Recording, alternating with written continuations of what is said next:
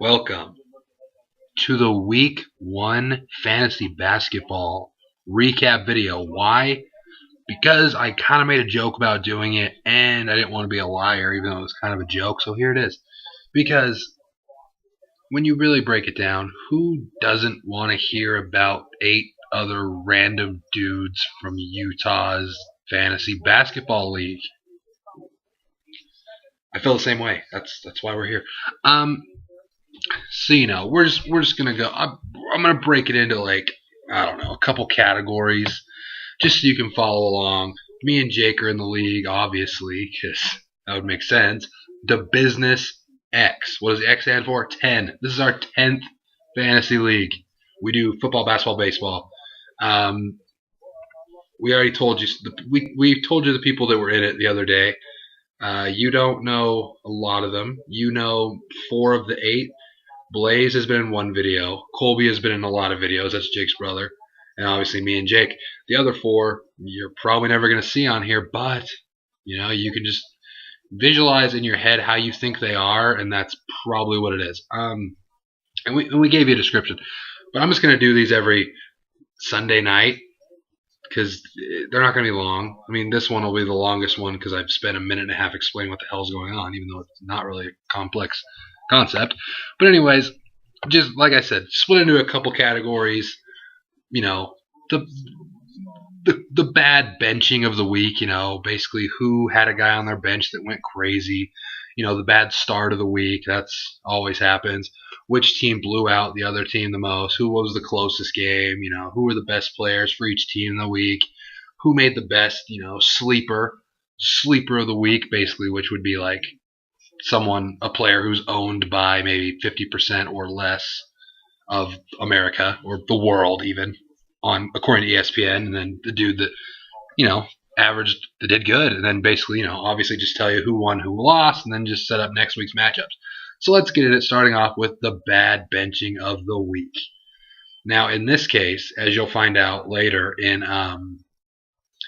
who won and lost their matchups, the bad benching of the week, dude that was on the bench went ape crazy, but the dude whose team he was on is going to be in first place going into next week because he won his matchup and he had the most points. So even without this dude playing, he won and had the highest score of the week. And I'm just like, if you would have started this guy, your score would have been and the bad benching of the week, even though he won and he will be in first place going into next week. Colton, I think his team name he's a Vikings fan, and I think it's Josh is not a free man or something like that. He had your boy Michael Carter-Williams on his bench. If you didn't see what Michael Carter-Williams did this week, I sure as hell did. Why? Because he had his biggest impact against the Heat, where he had all the steals and all the assists and all the rebounds and all the points, and he said quadrupledoubles.com almost. So yeah, he averaged 50.5 points. We do head-to-head matchups, not like it's point values. So it's not. Some people do it where it's like if you points, rebounds. It's like every stat is like a point. So you win categories. We don't do that. It's just points are worth points, rebounds are worth points, steals are worth points, blocks are worth points, turnovers are negative, all that kind of stuff. That's how we do it. So he averaged 50.5 points per game this week, and dude was on his bench. If he would have started him, dude's score would have been out of this world. So although it didn't affect you, Colton, bad benching of the week. Now you know. Michael Carter-Williams, put that dude in because that dude can ball. Little ashamed of this. Bad start of the week. Me and Kasey tied. Me and my boy Kasey, we tied. He started Ryan Anderson and I started Tobias Harris. Why are these the bad starts of the week? Because neither of them played. Now I can't speak for Kasey. I don't know why he had Ryan Anderson in there. ESPN.com. Tobias Harris, maybe going to miss just 1 game, they said. Oh, actually, he's going to miss 2 games, they said. Oh, he's going to be out for like 2 to 3 weeks. Luckily, well, actually, I don't even... Did it matter? Did I win? We'll find out later. So yeah, bad start of the week. It's never a good sign when you start a dude that doesn't play in the 6-day span, because season started on Tuesday. Makes sense. Minus Monday, that would be 6 days. So yeah, just early in the season, you don't know what's going on. You don't know who's going to get playing time. You don't know what preseason injuries are really bad and which ones they're just sitting out because it's preseason. So that's my bad. Tobias Harris, you're on the IR right now, and I picked up some dudes. So that just happens. And then Ryan Anderson, I don't know what Kasey was doing. He has 2 kids. He's busy lifestyle. He can't be spending his time researching Ryan Anderson. Blowout of the week comes close to the Tree of Woe show's home. Feel bad for this man. Colby, you got your ass blown out. Corey beat Colby by 187 points. It was a rough life. No white guys, as Colby's team is. You might need to pick up the white guys.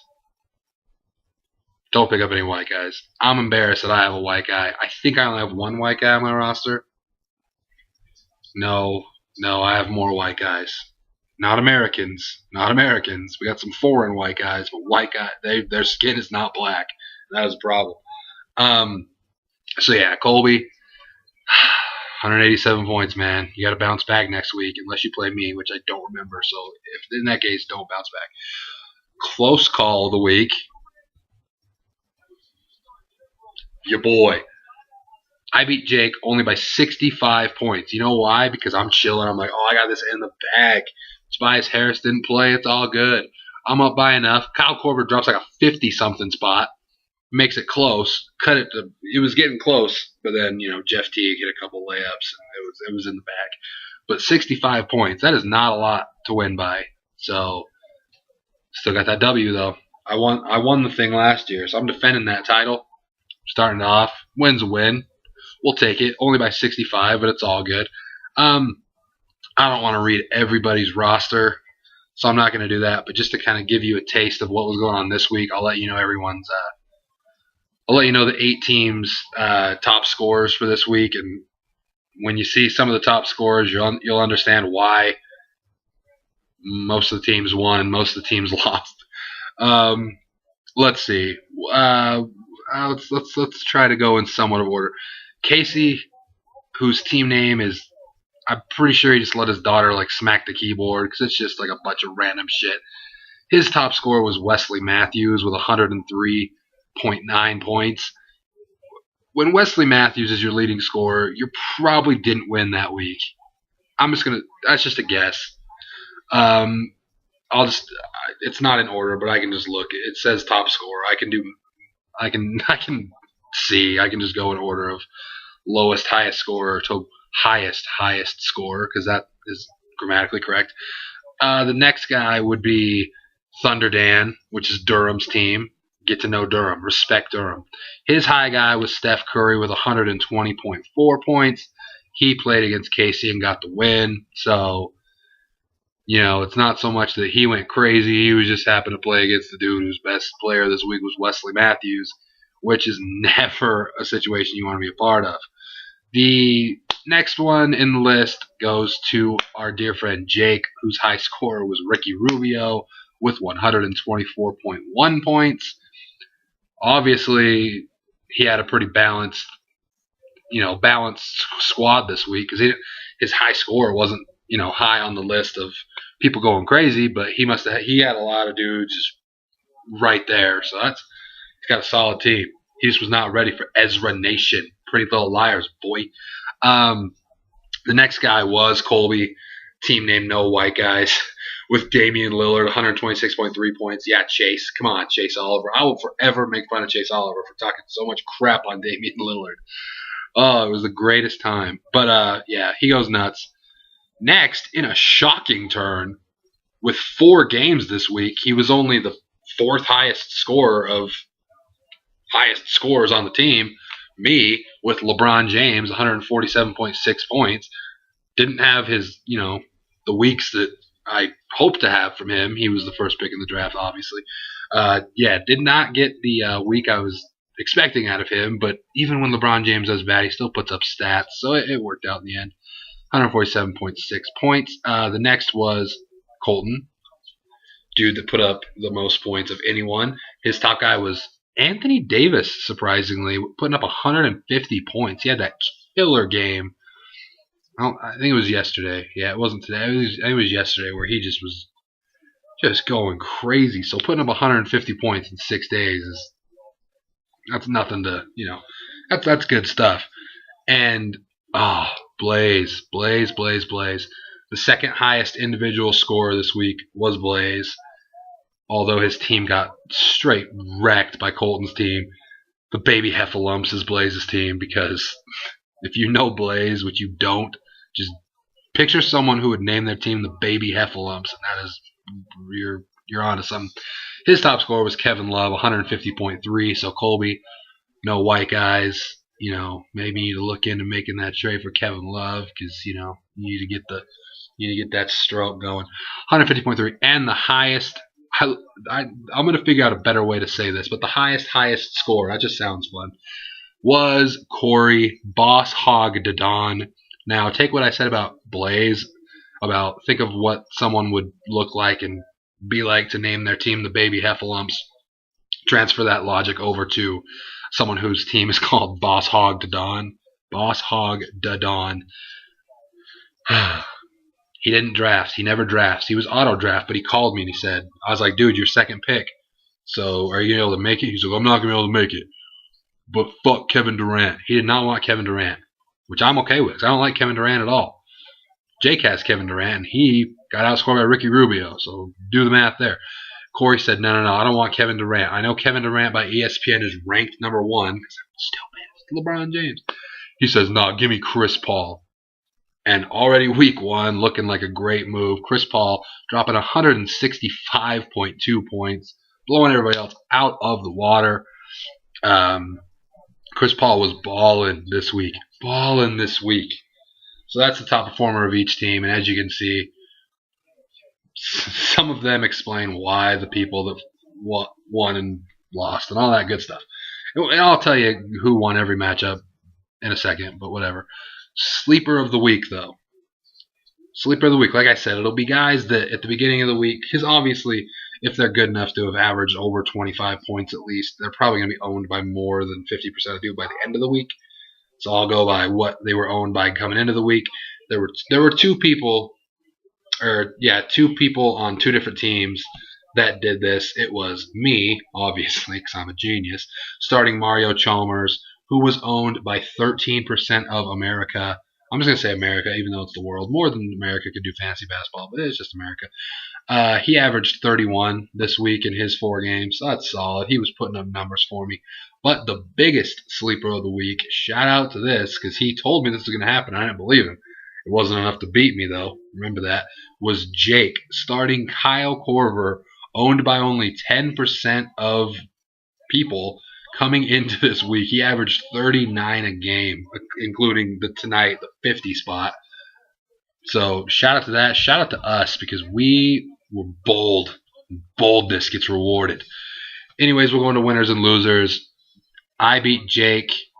Ezra Nation defeated Drazen Petrovic Memorial Team. So there you go.